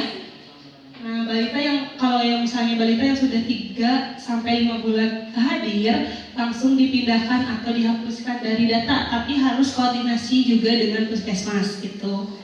Nah, yang keenam, optimalisasi PMT sesuai dengan kriteria masalah gizi. Jadi jangan didahulukan yang kekurangan ekonomi dulu ya, ya.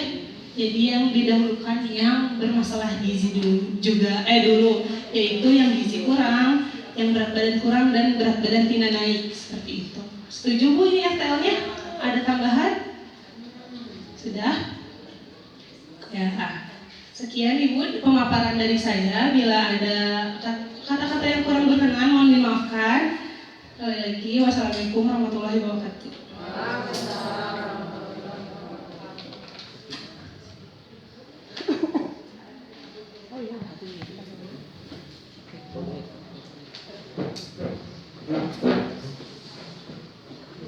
Oke, terima kasih kepada Vega selaku ahli gizi dari Puskesmas Sukahaji tadi atas pemaparan tentang publikasi stunting di Kelurahan Babakan. Jadi alhamdulillah ya Kak, jadi ada peningkatan ya, penurunan stunting di Kelurahan Babakan. Boleh tepuk tangan dulu Bu. Nah, sebetulnya hari ini kita cuman materi public stunting aja, tapi karena masih ada waktu, katanya Asep mau menyampaikan sesuatu ya, begitu ya Asep ya? Ya, mangga.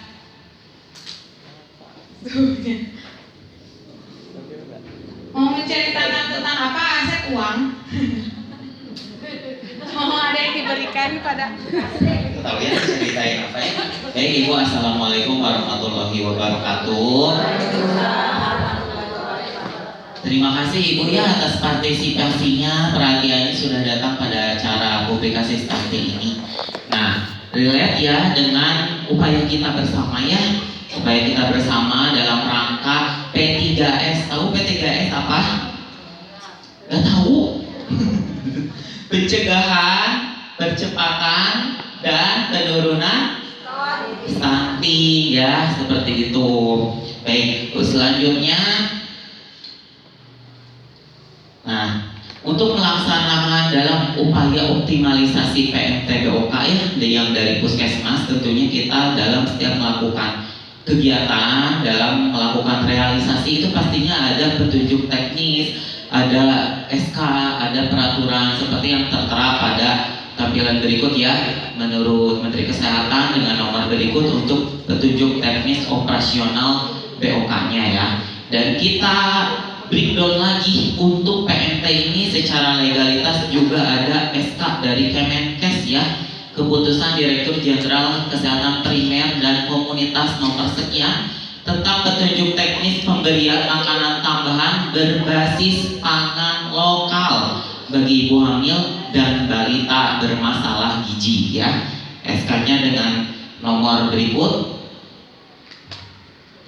Nah, selanjutnya ada yang perlu kita highlight ya, perlu kita garis bawahi, yaitu diantaranya balita sasaran yaitu anak usia 6 sampai 59 bulan yang bermasalah gizi seperti berat badan tidak naik, berat badan kurang, dan gizi kurang. Namun tidak menutup kemungkinan ya, selain bermasalah gizi juga itu ada balita stunting, ada balita gizi buruk, seperti itu ya, dengan pemberian PMT-nya.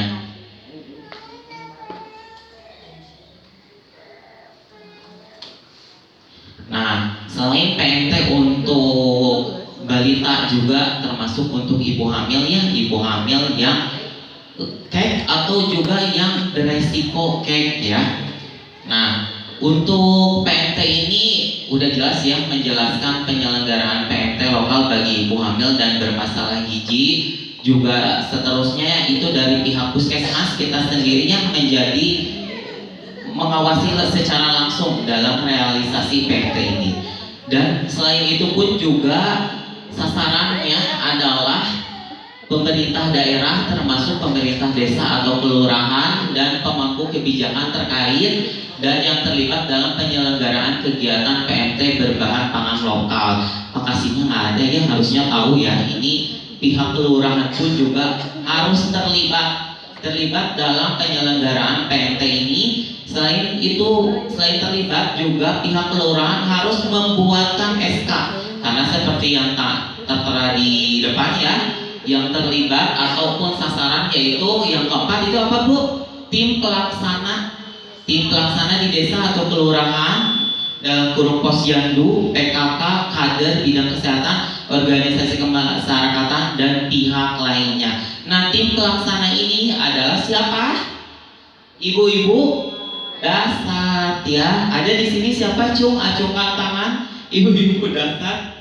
Ada ya, itu ada Masum ya. Terima kasih. Kita udah hampir di penghujung tahun ya. Ini udah masuk bulan November. Sebentar lagi ya tahun 2026 ya. Nah, seperti itu ada tim pelaksana, kemudian juga ada kita dari Puskesmas selaku penanggung jawab dan anggota klaster 2 di Puskesmas ya, karena sekarang udah sistemnya ILP ya, jadi klaster seperti itu. Tentunya dalam melaksanakan PMT, penyaluran PMT baik itu untuk ibu hamil dan balita, itu kita harus melakukan pembekalan terlebih dahulu ya, pembekalan terlebih dahulu ke tim dasar atau tim pelaksana penyaluran PMT-nya. Sudah kita laksanakan pada Selasa ya, 3 Juni itu untuk dasar Babakan. Kemudian juga untuk Rabu 4 Juni itu dasar Sukahaji ya. Bisa Bapak Ibu saksikan di account YouTube Puskesmas Sukahaji ya, ada. Yang mana untuk gambaran kegiatannya itu kita mengundang, udah jelas ya, tim kader dasar. Kemudian karena tidak semua kader dasar, tidak semua kader posyandu itu kader dasar ya, betul. Makanya kita undang kader dasarnya, udah jelas semuanya kita undang. Kemudian juga perwakilan dari posyandunya, kemudian juga lintas sektor kewilayahan ya, itu udah pasti harus tahu bahwa dalam penyelenggaraan PMT ini tidak main-main ya. Memang secara juknis, secara aturan ada, dan kita pun dari Puskesmas harus melaksanakan pembekalan agar PMT yang disalurkan itu baik dan benar. Betul? Setuju Ibu-Ibu? Nah, jangan sampai ada kasus seperti MBG ya, amit-amit ya, naudzubillahi min dzalik, ada yang keracunan. Kalau untuk PMT puskesmas jangan sampai ya, seperti itu. Selain juga kita pemuda lintas sektor, ya pastinya kita sebagai penyelenggara dari puskesmas ya. Nah, ini dokumentasinya ya. Ada foto ibu nggak di sini? Nah, ini untuk dia di Sukahajinya. Oke. Nah, untuk 2025 ini proses PMT ini panjang banget ya ibu-ibu semuanya, panjang pokoknya, dan saya pun juga liar. Awalnya itu memang dinas menetapkan data sasaran untuk puskesmas Sukahaji, balitanya itu 41 dan ibu hamilnya itu 11. Ini dibagi dua ya untuk wilayah Sukahaji dan Babakan gitu. Namun ternyata seiring berjalannya waktu ada revisi, ada penyesuaian, bahwasanya data ini hanya sebagai acuan saja. SK dari Dinkes ini hanya sebagai acuan saja, dan untuk sepenuhnya itu memang harus dari puskesmas. Betul enggak? Betul ya, karena puskesmas sebagai yang mengetahui wilayahnya sendiri gitu, Sukahaji kondisinya seperti apa, begitu juga Babakan seperti apa kondisinya ya. Nah, sehingga untuk secara legalitas kita UPTD Puskesmas Sukahaji meng-SK-kan melalui kepala puskesmas ya dengan data sasaran berikut. Data sasarannya berikut untuk 2025 ini ya. 175 balitanya dan 45 untuk ibu hamilnya. Dan ini pun data ini itu berdasarkan dari pengelola program gizi kita ya. Untuk tahun lalu itu di 2024 masih ada BWK ya, sama PEGA juga, kalau sekarang hanya PEGA aja. Dan ternyata SK ini tidak mengalami efisiensi, tidak mengalami pengurangan ya, tetap di ACC disetujui. Sehingga terbitlah, ini kalau ini SK ya, SK dari Kelurahan Babakan untuk tim dasarnya. Ini untuk 2 tahun lalu ya, tahun ini ada kok. Nah, ternyata anggaran yang kita ajukan itu di ACC sepenuhnya tidak mengalami efisiensi dengan sistem atau rincian penghitungan seperti berikut ya. Kalau untuk rekan-rekan tim dasar itu pasti udah tahu ya, karena kita udah sosialisasi. Mungkin sebagian daripada lintas sektor yang diundang pada acara publikasi ini atau Posyandu ya, perwakilan dari Posyandu yang belum tahu, untuk anggaran PMT pada sub kegiatan pengelolaan pelayanan kesehatan gizi masyarakat ya, untuk BOK Puskesmas Sukahaji itu ada di, silakan Ibu bisa baca sendiri ya, itu berapa? 200 sekian lah ya, dengan hitungan misalnya 45 orang ibu hamil dikali 120 hari dikali 1 kali dikali dalam 1 tahun, begitu juga untuk balitanya yang 175. Besar ya, besar. Nah, baik, untuk selanjutnya, nah ini untuk realisasi penggunaan dana PMT BOK, dana alokasi khusus non fisik tahun anggaran 2025. Untuk penyaluran PMT dari UPTD Puskesmas Sukahaji kita sudah dimulai dari bulan Juni ya. Dimulai dari bulan Juni. Saya tampilkan dua-duanya ya, ada Sukahaji Babakan juga. Dari misalnya dari bulan Juni itu Sukahaji 42 balita, 5 ibu hamilnya, Babakan 46 balita, 5 sudah menelan biaya di bulan Juni aja sekitar 25.046.000 ya. Dan ini sudah disalurkan ke tim dasar secara langsung, betul? Betul, ini ada Maksum ya sebagai saksinya. Ini dan kita pun juga dari Puskesmas Sukahaji dalam pengelolaan anggaran PMT ini tidak bersifat eksploitatif ya ibu-ibu semuanya. Kita sepenuhnya transparan dan akuntabilitas selalu kita junjung ya. Dalam pengelolaan PMT ini tidak kita lebih-lebihkan, tidak kita kurang-kurangkan. Kita memberikan sesuai dengan kondisi, sesuai dengan keadaan. Misalnya kita mempunyai anggaran seperti ini, pada saat realisasi atau pelaksananya ternyata balita sasarannya berkurang atau apa, itu tidak jadi masalah gitu. Karena untuk pengelolaan anggaran ini tidak bersifat eksploitatif, harus sesuai dengan kondisinya ya. Ini untuk realisasi penggunaan dananya bulan Juni itu menelan biaya sampai 25 juta, kemudian juga berapa tuh? Bulan Julinya juga sama ya 23, kemudian juga harusnya Pak Lurah tahu ya, Ibu Lurah tahu ya, karena sebelumnya Ibu Lurah pernah minta data ke Puskesmas Sukahaji, pernah bertanya terkait anggaran PMT Puskesmas Sukahaji itu seperti apa gitu ya. Nah, saya sampaikan pada forum publikasi stunting ini gitu ya. Tapi kalau misalnya perwakilan dari kelurahan tidak ada, ya bisa Ibu sampaikan kembali ya. Seperti ini di bulan Agustus menelan biaya hingga 26, kemudian juga September. Nah, di September sempat agak berkurang ya, karena disesuaikan dengan sasarannya. Kemudian terakhir di Oktober. Nah, di Oktober ini adalah di September bulan lalu itu menjadi bulan terakhir untuk penyaluran PMT balita ya, di bulan September. Dengan adanya 175 data sasaran balita, ternyata itu habis semua terrealisasi gitu ya.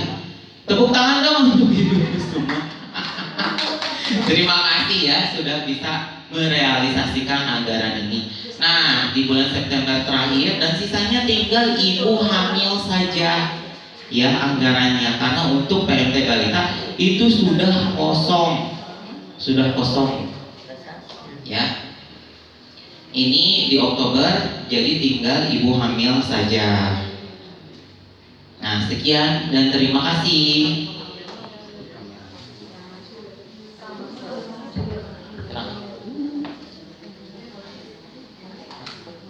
Oh, yang ke posyandu dulu. Oh iya, betul. Nah, selain PMT juga kita itu dari Puskesmas Sukahaji suka ada transfer dana untuk transport lokal ya. Sering Bapak Ibu semua sering ngecek rekening posyandunya. Tolong dicek ya, namun secara sistem kami dalam kegiatan transaksi transfer itu terkadang ada kendala, tapi sebagian besar nggak ada kendala gitu. Rekening posyandu Bapak Ibu semua, terutama posyandu di wilayah Kelurahan Sukahaji itu aktif ya, sehingga bisa dilakukan transaksi. Bisa Bapak Ibu cek ya, memang nominalnya tidak seberapa, itu karena kegiatan dari puskesmas. Misalnya puskesmas suka ada kunjungan ke posyandu gitu, petugasnya dapat ya, salah satu kader dari posyandu tersebut juga dapat. Misalnya ada kasus yang lain, misalnya ada pogging atau PSN di salah satu wilayah tersebut yang ada posyandunya dan melibatkan posyandu, ya petugas dari puskesmasnya ada, kader posyandunya juga ada, seperti itu ya. Baik, ada yang ingin ditanyakan Bapak Ibu? Seperti itu ya dalam realisasi PMT di UPTD Puskesmas Sukahaji. Ya, alhamdulillah ini sudah tinggal 2 bulan lagi ya, hingga bulan Desember akhir tahun ini. Dan sisanya tinggal PMT ibu hamil aja. Dan saya juga mau informasiin untuk ibu-ibu atau tim data, nanti paling kita jam 1 ya, jam 1 siang ada apa? Rakor. Rakornya di sini. Pengurus aja. Buat ini MOU lagi.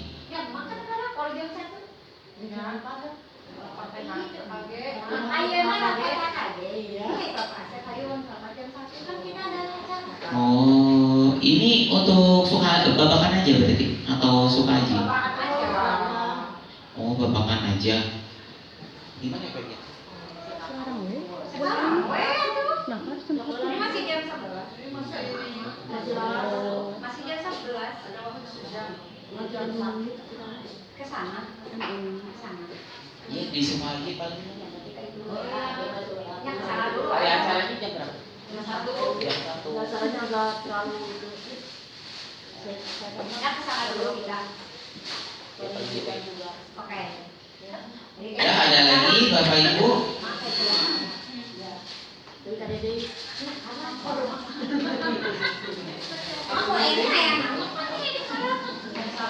Kalau tidak ada yang ingin ditanyakan kembali ya terkait realisasi PMTBOK dari Puskesmas Sukahaji, saya ucapkan terima kasih ya dan mohon maaf atas segala kekurangannya.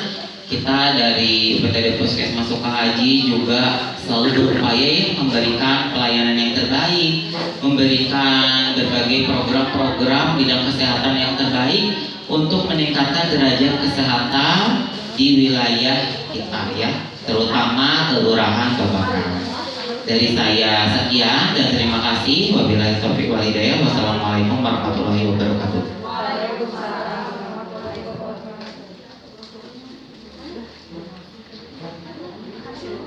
Terima